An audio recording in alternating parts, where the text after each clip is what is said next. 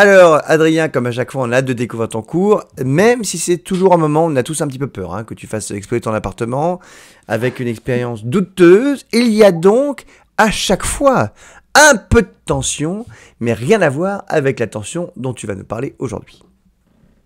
Non, rien à voir. Aujourd'hui, je vais vous parler de la tension superficielle. Alors, pour comprendre ce que c'est, je vais vous proposer plein de petites expériences hyper faciles à refaire à la maison. Aucun risque de faire exploser la maison ou l'appartement. Pour commencer, est-ce que vous avez déjà vu à la surface de l'eau ces insectes capables de se déplacer sur l'eau? Ah bah On en Laetitia, voit elle a sûrement déjà vu notamment au ça, en tant que printemps, à vétérinaire. l'été, Erwan aussi, il dit à qu'il l'a la déjà vu. surface des étangs. Vous Il savez marche comment dans on l'eau. les appelle, ces insectes? Alors, il y en a plusieurs, il y a même des araignées qui sont capables de se déplacer sur l'eau. Est-ce que vous en connaissez quelques-uns? Alors là, moi, pas du tout. Il y en a un qui est très connu qui s'appelle le géris. Le géris, c'est un insecte, on l'appelle aussi parfois la punaise d'eau. Le voilà. Il est capable de se déplacer sur la surface de l'eau. Et s'il est capable de faire ça, c'est grâce à un phénomène scientifique qu'on appelle la tension superficielle. Alors pour comprendre ce qu'est la tension superficielle, on va commencer par une première expérience. Pour cette première expérience, tu auras juste besoin d'un verre d'eau et de trombone.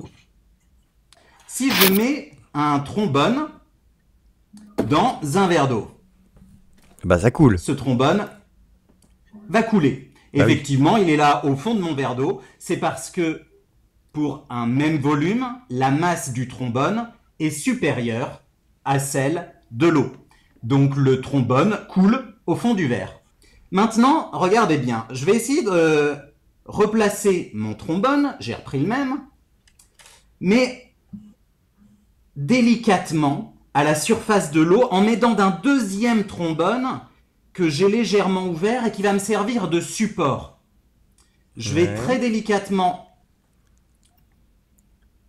placer le premier trombone sur celui qui sert de support Ok. et je vais essayer d'aller le placer à la surface de l'eau. Alors, c'est pas une expérience qui est très difficile, mais il faut être délicat et avec mes gros doigts, je garantis rien. Mais non, franchement, d'habitude, Oh là là, l'expérience ça passe toujours glisse. du premier coup, hein. On n'a jamais de problème, hein. Ça marche vraiment toujours, hein. Alors attention, attention. Je vais y aller délicatement, je vais le prendre comme ça. Et je sens que ça va pas marcher. Attention. Ah, vous l'avez peut-être vu, il a flotté quelques instants. Je Oui, vais ça n'a pas été réessayer. concluant, mais ça a marché quelques secondes. Ça a marché quelques secondes. Alors, je pourrais réessayer un petit peu plus délicatement. J'ai été un petit peu brusque sur la fin quand j'ai enlevé le trombone qui a servi de support.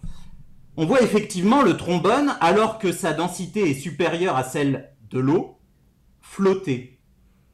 Bah surtout, Et ce qui est ça, amusant, c'est c'est que justement quand tu l'as mis il y a grâce- 2 secondes, ça marchait pas, et que là, ça coulait direct, et là, on a bien vu qu'il flottait un peu.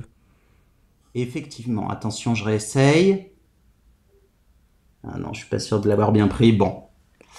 Je vous laisserai le refaire à la maison, délicatement.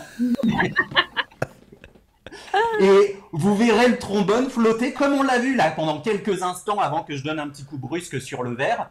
Vous verrez le trombone flotter à la surface de l'eau. Ça, c'est grâce à ce qu'on appelle la tension superficielle. Alors, la tension superficielle, c'est quoi? Pour comprendre ce que c'est, il faut savoir que dans le verre d'eau, il y a des molécules d'eau et que ces molécules, elles se lient les unes aux autres. Elles sont capables d'être reliées les unes aux autres. Au milieu du verre, ces molécules d'eau, elles sont liées à toutes leurs voisines, celles qui sont au-dessus, en dessous, sur les côtés. Mais à la surface de l'eau, les molécules d'eau, elles ne peuvent se lier qu'à celles qui sont à leur côté et à celles qui sont en dessous. Et parce qu'au-dessus, il n'y a rien, il y a de l'air. Au-dessus. Il y a de l'air. Effectivement, au-dessus, il y a de l'air. Et ça forme comme une pellicule, comme une peau transparente, bien tendue à la Ah, tu le fais très bien. surface de l'eau. Tu fais presque Je fais flipper très même. bien la tension superficielle. Ah oui. Je suis tendu comme une pellicule à la surface de l'eau. C'est ça, la tension superficielle, qui permet à mon trombone, au moins quelques secondes aujourd'hui, de flotter à la surface de l'eau, qui permet également au géris de se déplacer à la surface surface des étangs. Pour rentrer un petit peu plus dans le détail de cette tension superficielle, je vais vous proposer une deuxième expérience. Qui celle-ci va bien sûr marcher. Espérons. J'ai ici de l'eau savonneuse. Je vais plonger dans cette eau savonneuse ce petit appareil que j'ai fabriqué. Alors, qu'est-ce que c'est? Il s'agit tout simplement de fil de fer que j'ai relié ici sous la forme d'un cercle et à l'intérieur duquel j'ai placé un petit fil de coton.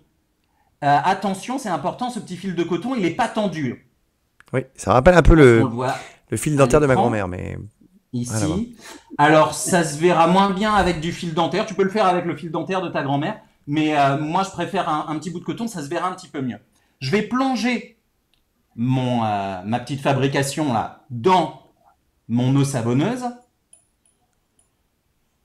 De manière... Hop. À créer comme une... pellicule Ah, dis donc, ça fait comme si tu avais une bulle plate un peu. d'eau savonneuse, effectivement. Hop, elle a explosé, je vais la reformer. Comme une pellicule d'eau savonneuse à l'intérieur de mon cercle. Alors, hop. On voit très bien, c'est magnifique. Regardez ce que je vais faire. Je vais faire exploser cette pellicule d'eau savonneuse. Enfin, exploser. En tout bien, tout honneur. Ah, elle a explosé. Ne la fais pas exploser. Hein. Vas-y, mollo, tes voisins. À chaque fois, on se prend des remarques après. C'est juste la pellicule qui va exploser, pas la maison.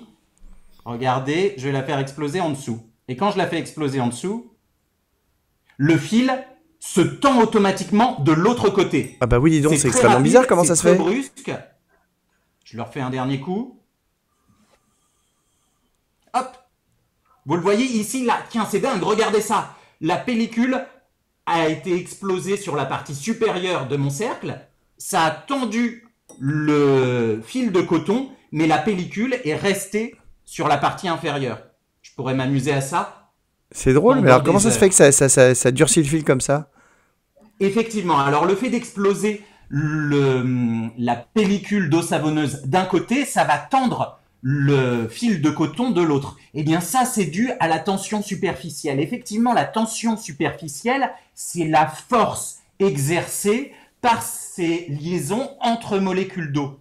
En explosant la pellicule d'eau savonneuse d'un côté, mon fil de coton, il n'est plus soumis qu'à la tension superficielle de l'autre côté. Ce qui explique pourquoi il se retrouve tendu du côté où la pellicule n'a pas été explosée.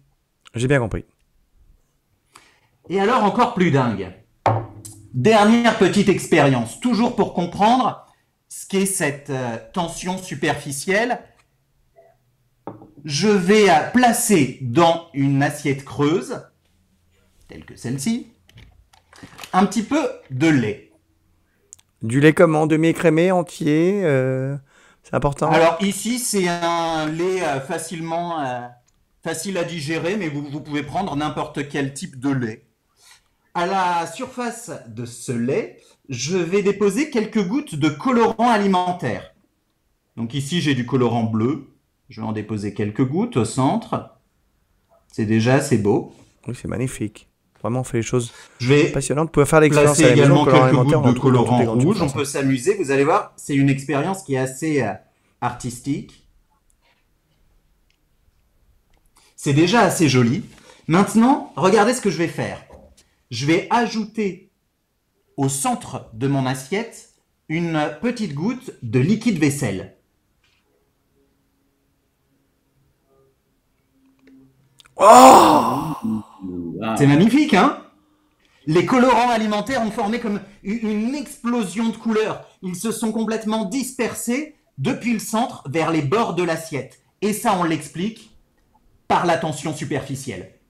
Bah alors pourquoi? Qu'est-ce qui s'est passé? Le liquide vaisselle, il est capable de diminuer la tension superficielle. En ajoutant le liquide vaisselle au centre de mon assiette, j'ai diminué la tension superficielle au centre. Mais cette tension superficielle, elle est restée importante sur les bords de l'assiette. Ce qui explique pourquoi les colorants ont été attirés vers les bords de l'assiette. Attirés par cette tension superficielle. Tu le fais tellement bien, c'est génial. Et pour revenir à mes gérisses, ces petits insectes capables de se déplacer à la surface de l'eau, les gérisses, ce sont donc de bons indicateurs, on parle de bio-indicateurs de la qualité de l'eau. Si au printemps ou cet été, vous en voyez à la surface d'un étang, alors vous pourrez être assuré que cet étang n'est pas pollué par des détergents, par des tensioactifs tels que mon liquide vaisselle. Tensioactif, car capable de diminuer la tension superficielle. Mesdames et messieurs, je me suis trompé de son, mais le cœur y était. Le poète-poète me va bien aussi, Alex.